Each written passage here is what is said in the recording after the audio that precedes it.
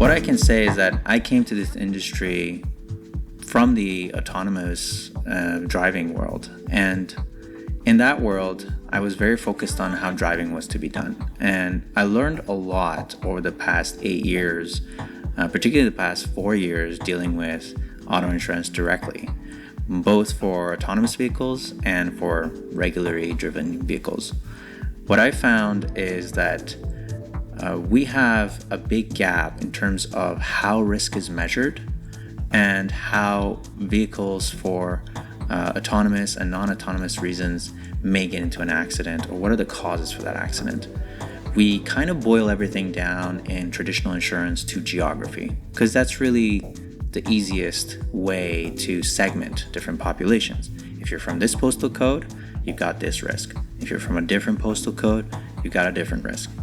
While that may seem fine as an arbitrary rule for a beginning, when you actually look at how people drive and where they're living, and a lot of times where the actual mileage is happening, it's not really a good match for the type of risk that you're underwriting.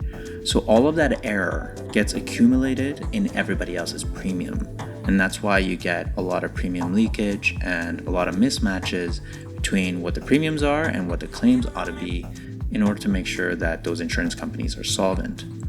So what we're proposing is to use different metrics than just geography, particularly around driving behavior itself, to get a better sense of the risk posed by each vehicle.